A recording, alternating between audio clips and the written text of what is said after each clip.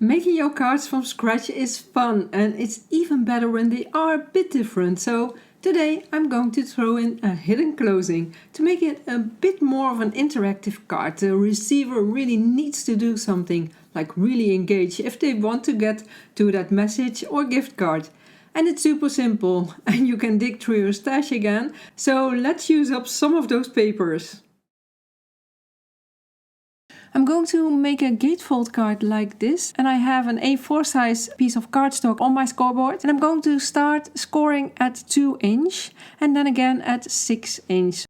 Then I'm going to burnish the folds, and this will give me a bit of an overlap, and then I'm going to trim off a tiny bit on both sides. Now there's probably an easier way to do this, but this will get the job done, and this will give me a tiny gap in between the two panels. In case you want to check back for the measurements and some project pictures, I have prepared a little guide for you to download, and you can find the link in the description box below this video. Next I'm going to make another panel, and my card is 4 inch, so I'm going to cut the panel at 3 inch, and I'm going to cut off 1 inch from the height, so it's 1 inch shorter, and this will give me a nice panel that's a bit smaller with some space around it.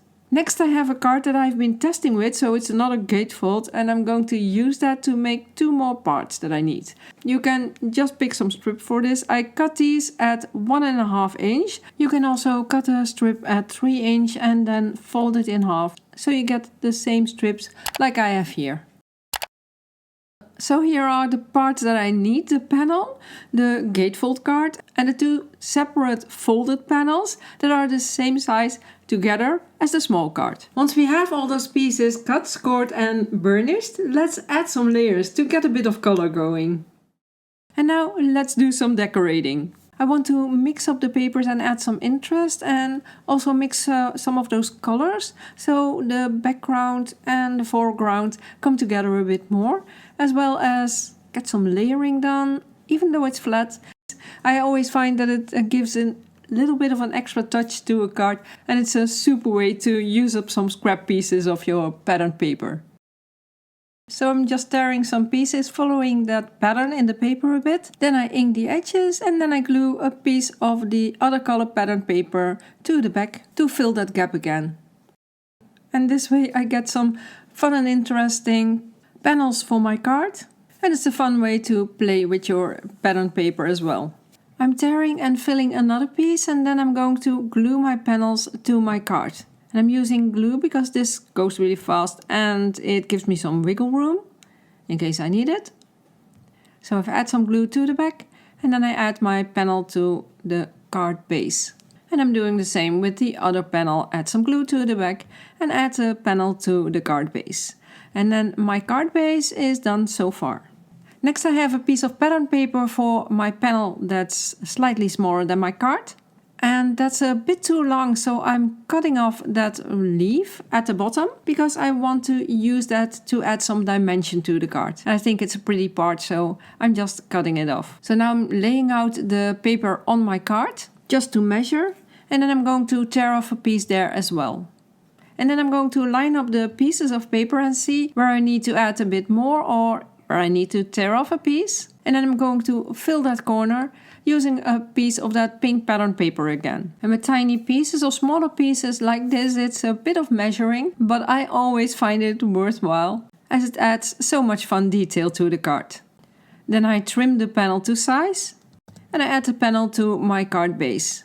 I've added some foam tape to the back of the leaf, and I'm going to add that in the corner to fill that gap. And this creates a nice bit of dimension. Remember that grey card that I started in the beginning with? Well, this is the one I already decorated the panels, and I'm going to add another piece on that separate panel. And I'm doing some more tearing and some more layering because it's so much fun to do. And I just wanted to make up some more of those pattern paper pieces and get another color scheme going. So I'm going to add that pattern paper to that separate card panel as well. Now let's work on that secret lock. It's time to put it all together. I have those 2 folded panels, and I'm going to add those to the back of that decorated panel that's slightly smaller than my card, with the folded side in the middle.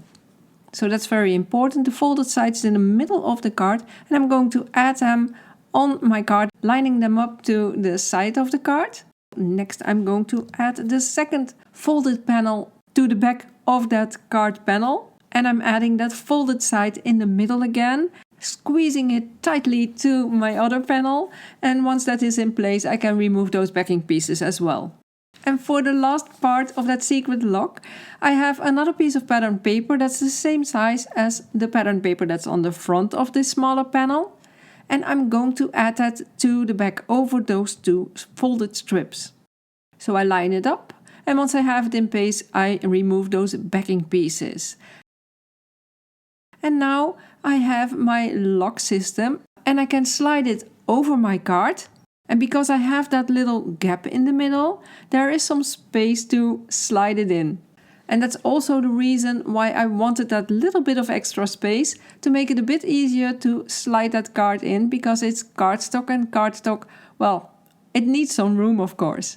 And then I do the same for my pink card. I added that piece of pattern paper to the back, and there I have my closing system. So I can slide that in and add it in place on my card.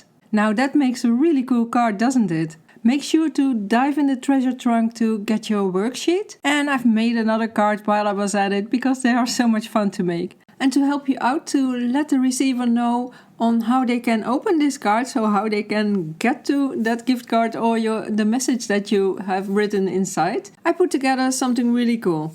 Now, last time, remember this pop-up card? If you don't remember it, I will add a link in the description box. I got a lot of questions on how the receiver knows how to display it, because they will get it in the mail like this, completely flat.